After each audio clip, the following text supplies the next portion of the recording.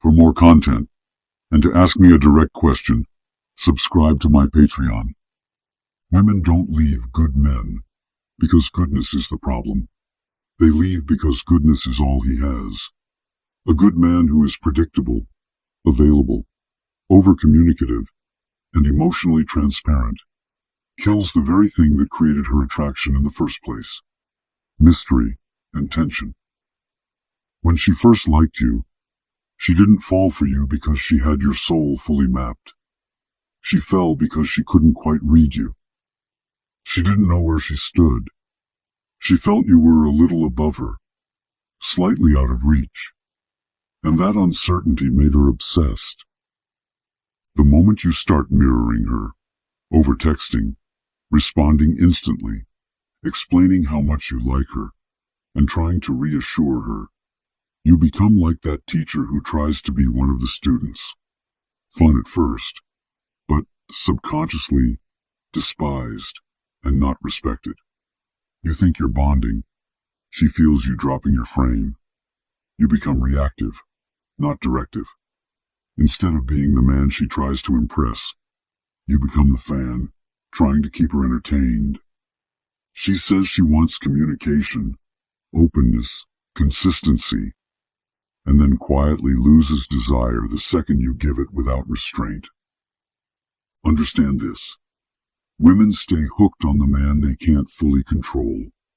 The man whose validation is scarce, whose attention must be earned, not assumed. When you're always there, always answering, always asking follow-up questions, you remove all challenge. You don't text your friends nervously.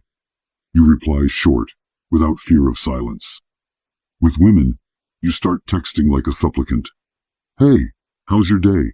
What are you up to? Over and over.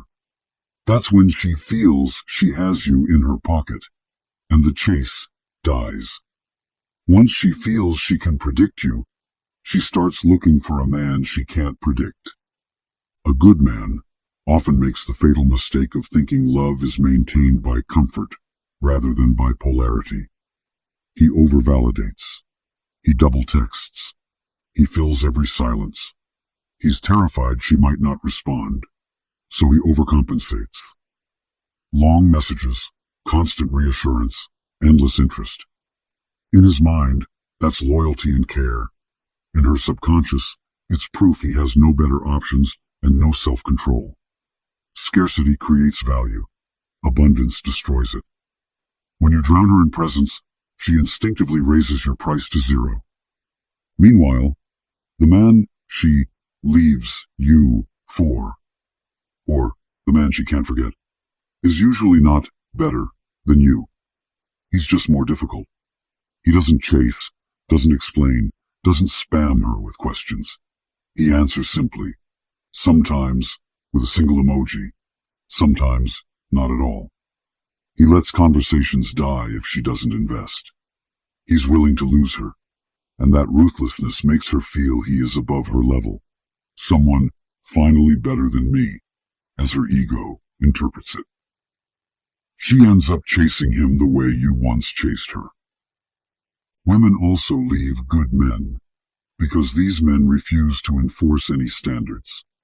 They accept disrespect, flakes, lukewarm effort, and keep trying harder instead of pulling back.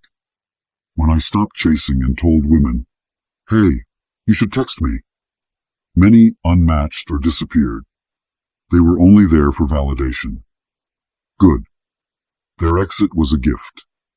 A good man who won't cut dead weight becomes a permanent validation dispenser, not a prize.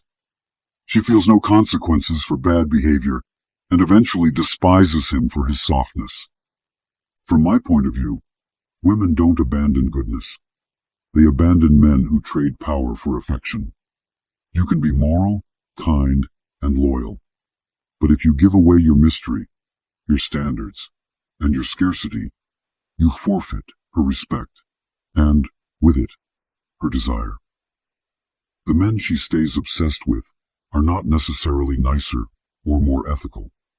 They are the ones who never stop being slightly out of reach, who text like they could walk away at any moment, and who make her work emotionally, mentally, and behaviorally to keep access to them. The day you stop being that man is the day she starts planning her exit.